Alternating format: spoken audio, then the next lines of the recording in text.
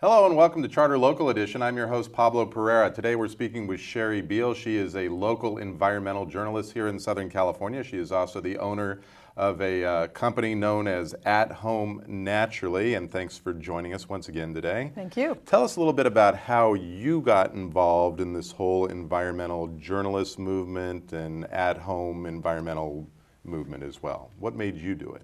Some of it had to do with growing up in Virginia, being in the Girl Scouts, being around nature, but what really was the turning point for me was when I was pregnant with my first child in 1996, and I had to make a decision for a small human being of what they were going to be ingesting, eating, being wrapped in, sleeping on, and it was just coming to the fore all of the chemicals that we were finding in all these different products, whether they were plastic bottles, plastic baby sippy cups, which we're finding out in the baby bottles, in formula because of the lining of the epoxy lining in the cans, and the fire retardants in mattresses. This was all showing up in the blood, in mommy's milk and in our blood. So this is about 12, 13 years ago we're talking about. What have you seen as far as the evolution of this, is the ability to find these things now versus when you started out? Huge difference. Even just last week, we're finding out new things every day. My daughter was born in 2003, at the end of 2003, and even since then,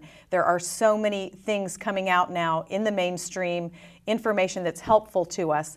One of the websites that I count on is the Environmental Working Group. That's ewg.org. You can look up, they're testing now makeups, personal products. One of the shocking and biggest items that we used in history, the iconic Johnson & Johnson baby shampoo, is one of the worst on the market. I'm sorry to hear that, actually. But anyhow, what I want to talk to you a little bit about is men and women in the environment. And I got to thinking about this, and it seems quite often I find more women, it seems just from an appearance standpoint, a little more passionate about this.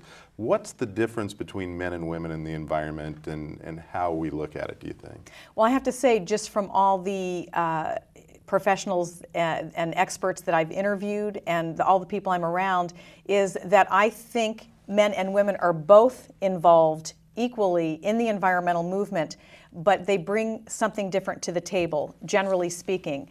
I feel that the men are more of the engineers. They're more interested in, wow, how much power can I get out of these solar panels? How much use can I get out of my car with cutting down on the gasoline out of this battery pack here? And things like this. Now, this is important. The women are coming, it feels more from heart. We're the nurturers and the mothers. We're concerned about the future generations in that way, and we know that the decisions we make today have a crucial impact on the future of the planet. That, of course, the planet will be around whether or not we human beings will. So do you think that we're saying then that men aren't planning as well for the future health of civilization, or not? I wouldn't say that, because some of the people I respect the most in the environmental arena are gentlemen. Okay. Tell me a little bit about your website and your business briefly. How do people get in touch with you? Sure. It's At Home Naturally, all the words spelled out, athomenaturally.com.